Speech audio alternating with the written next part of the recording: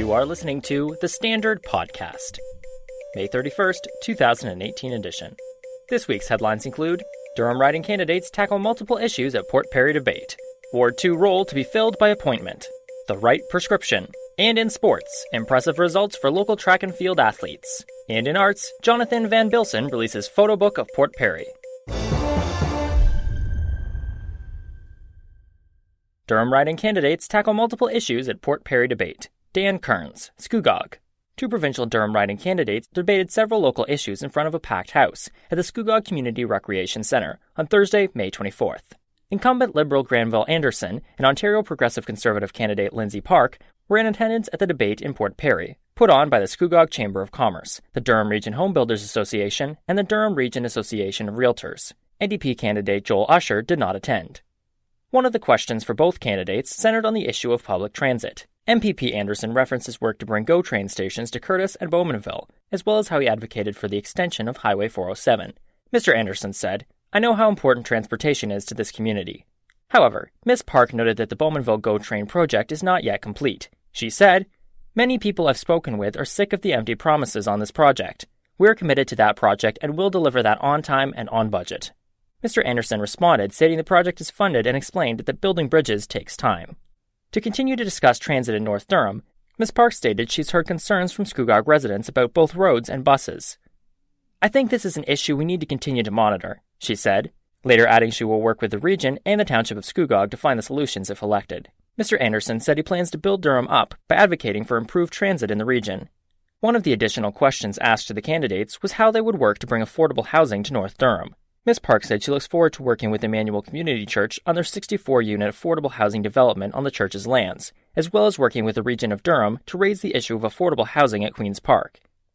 MPP Anderson said the Liberal government has funded multiple affordable housing projects in Durham, and stated he held an affordable housing roundtable discussion in Scugog late last year. He said he is dedicated to continuing to work with community stakeholders to find affordable housing solutions. In regards to if either the Liberal or Conservative Party would amalgamate the public and Catholic school boards, both candidates said no.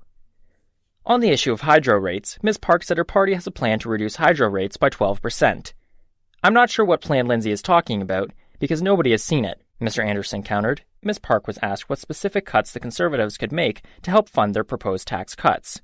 She responded, "In healthcare, there is a Minister of Health. There are Deputy Ministers of Health, and there are Assistant Deputy Ministers. Under this government, they've gone from 5 Assistant Deputy Ministers to 21. So, even if you eliminate some of those, we've found $1 million overnight." She also said the party plans to release a fully costed plan in the coming days. MPP Anderson said the province of Ontario continues to be a leader in economic growth.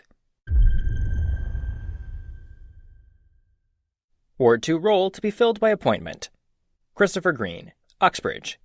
At the meeting of May 28th, Uxbridge Mayor Pat Malloy vacated the position of Ward 2 councillor to finalize the process of his appointment to the mayoral chair. Later on in the meeting, council discussed the method by which they will fill the vacancy in Ward 2. Regional Councillor Jack Ballinger was the first to speak on the subject, saying council should fill the position quickly. He suggested that whoever was the runner-up in the 2014 municipal election for that ward should be appointed by council. Ward 2 had a close race in 2014, with runner-up Gary Ruona getting 45% of the vote versus Pat Malloy's 55%. Mr. Ruona was in attendance at the May 28th council meeting. Ward 3 councillor Dave Barton suggested that whoever we appoint for this position is not also someone who's running for the position. However, Mayor Malloy and Councillor Ballinger disagreed with this sentiment. When the mayor asked if Councillor Ballinger would accept Councillor Barton's suggestion as a friendly amendment to Councillor Ballinger's motion, Mr. Ballinger pointed out he had not yet made a formal motion, but that I would not, if I make the motion, I will not take that friendly amendment, because I don't believe in that. Okay. Ward 5 Councillor Gord Hyatt said he would rather see the position advertised, with requirements listed, so the public could apply, much like a regular job listing.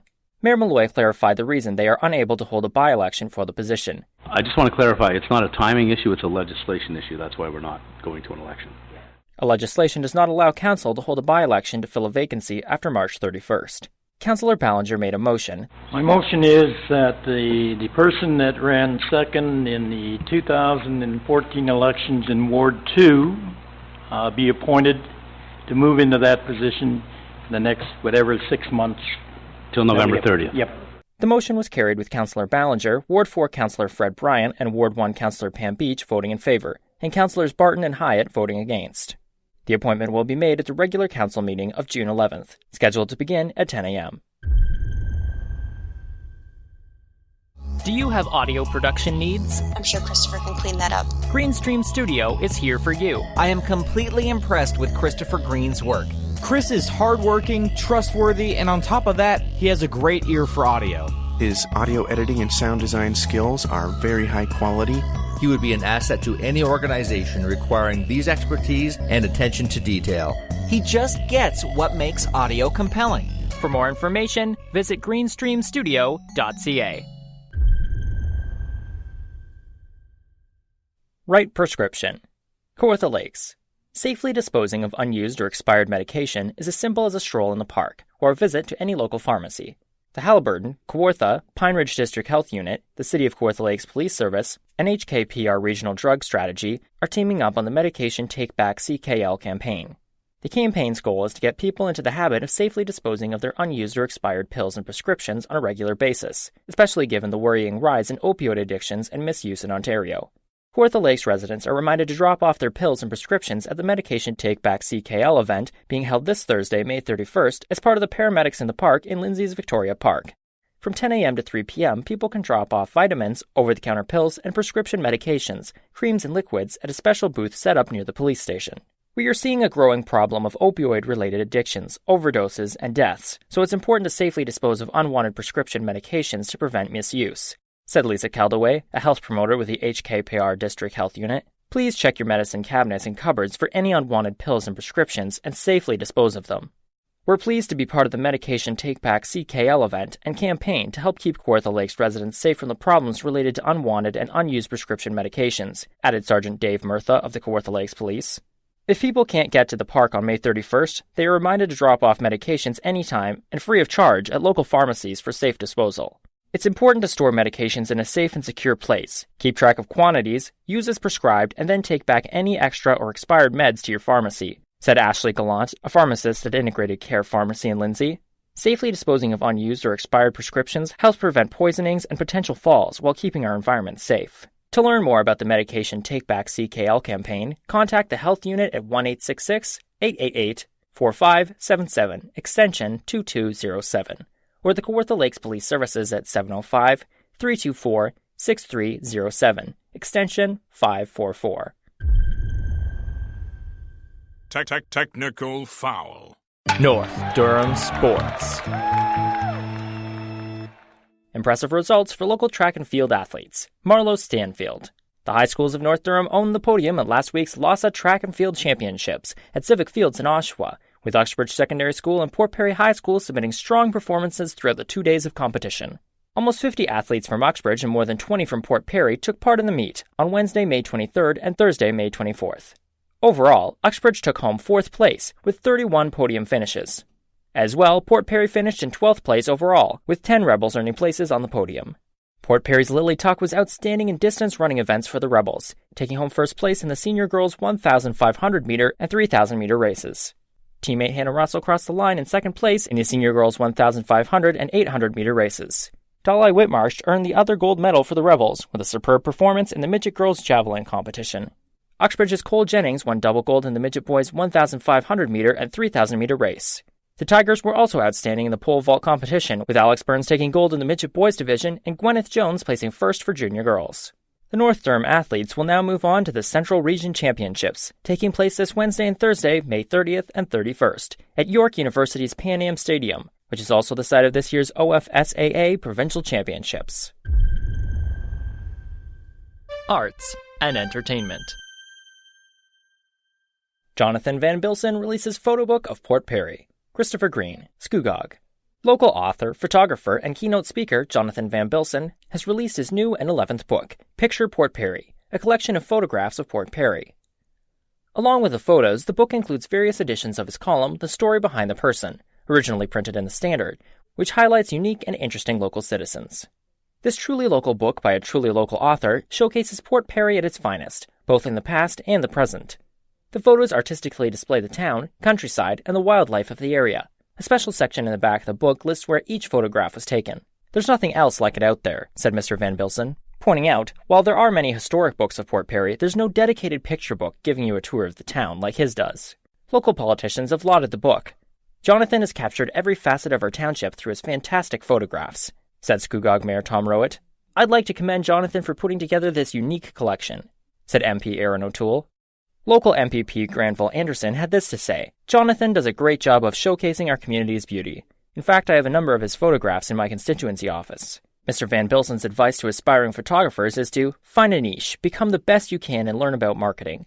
It's very difficult to make money as a photographer, or as any artist, and unless you know how to successfully market your craft, it will be a challenge, he said.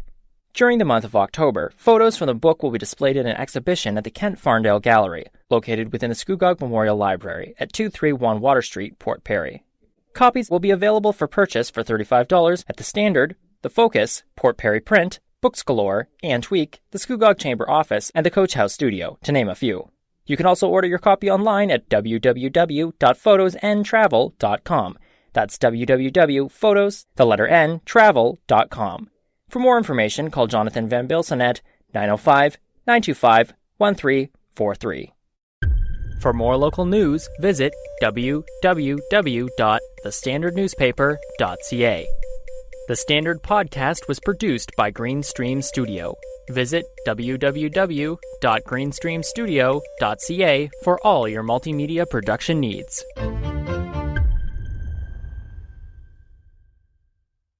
Hello, I'm Jonathan Van Bilsen, and I live in beautiful Port Perry, Canada's most picturesque town. I'm also a professional photographer, and recently I decided to combine both traits to create a wonderful 150-page book called Picture Port Perry. There are more than 100 colored photographs, dozens of articles on prominent people, and yes, even some historical information. Picture Port Perry makes a great gift for out-of-towners, a wonderful keepsake for residents, and an interesting conversation starter for businesses. Pick up your copy today at select businesses around town, including Focus Magazine, the Standard Newspaper, Port Perry Print, and Tweak, and Books Galore. Look, up in the sky. It's a bird! It's a plane. No, it's the Standard! It's what? It's the Standard newspaper, serving Durham region and the city of Kawartha Lakes. For all your local stories and much more, pick up the Standard today. Call 905-985-6985 or visit www.thestandardnewspaper.ca. Read it today.